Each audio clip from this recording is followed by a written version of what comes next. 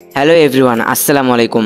বাংলাদেশ এবং ইন্দোনেশিয়া দুটি দেশেই বাস লাভারদের আলাদা এক ভালোবাসা, আবেগ ও সংস্কৃতি রয়েছে। কিন্তু প্রশ্ন হলো, কোন দেশে বাসের প্রতি ভালোবাসা বেশি, বাংলাদেশে নাকি ইন্দোনেশিয়াতে? রঙিন ডিজাইন, আকর্ষণীয় লাইটিং, আধুনিক ফিচার আর চোখ ধাঁধানো পরিবহন, সব দিক থেকেই কে এগিয়ে? আজকের ভিডিওতে আমরা তুলনা করব দুই দেশের বাস সংস্কৃতি, ভিন্নতা এবং বাসপ্রেমীদের ভালোবাসার প্রকাশ। আপনি যদি সত্যিকারের বাস লাভার হন তাহলে এই ভিডিওটি একদমই মিস করবেন না, আর যদি বাস লাভার না হন তাহলে এই ভিডিওটি স্কিপ করে অন্য ভিডিও দেখতে পারেন।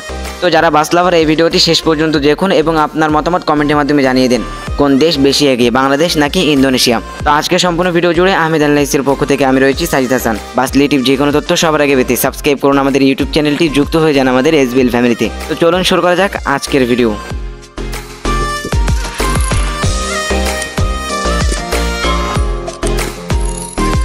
তো এবার চলুন জেনে আসা যাক বাস লাভার সম্পর্কে, বাস প্রেমিক সম্পর্কে। কোন দেশে বাস লাভারদের সংখ্যা বেশি, বাংলাদেশে নাকি ইন্দোনেশিয়াতে? বাংলাদেশে যে জনপ্রিয় সোসাইটিগুলো আছে তার মধ্যে অন্যতম বাস লাভার সেগমেন্ট।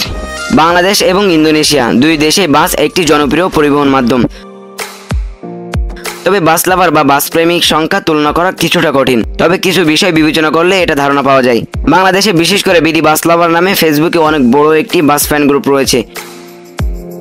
অনেকেই ভিন্ন ধরনের বাস পছন্দ করেন, যেমন মার্সিডিজ বেঞ্জের বাস, স্ক্যানিয়া বাস, হিনো ওয়ানজে বাস বা জাপানের মৃতভাষী ফুসো বাস। কিছু ইউটিউব চ্যানেল ও ফেসবুক পেজে ও বাস লাভারদের অ্যাক্টিভিটি দেখা যায়। এবার আসুন ইন্দোনেশিয়ার বাস লাভারদের অবস্থা সম্পর্কে জেনে আসা যাক। ইন্দোনেশিয়ার বড় বড় শহরগুলোতে, বিশেষ করে জাকার্তায় আধুনিক বাস সিস্টেম রয়েছে, যেটা ট্রান্স জাকার্তা নামে পরিচিত, যা ওখানকার অর্থাৎ ইন্দোনেশিয়ার বাস লাভাররা পছন্দ করে। দেশটিতে বাস মডিফিকেশন, বাস ট্যুরিজম এবং লাক্সারি বাসের জনপ্রিয়তা আছে। অনেক বাসপ্রেমী বাসের ডিজাইন, কমফোর্ট এবং লং ড্রাইভ পছন্দ করেন। তাহলে এখন প্রশ্ন হতে পারে, কোথায় বাস লাভারদের সংখ্যা বেশি?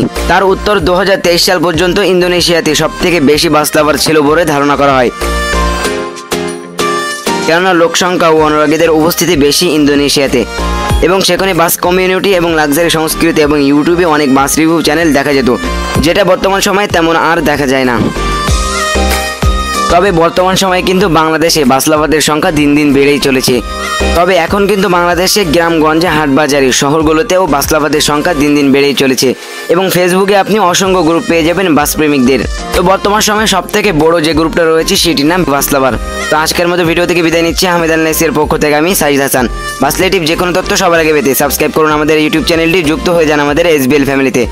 কথা হবে আবারও অন্য কোনো দিন নতুন কোনো বাসের তথ্য নিয়ে। ততক্ষণ পর্যন্ত আমাদের সাথেই থাকুন, সুস্থ থাকুন, আল্লাহ হাফেজ।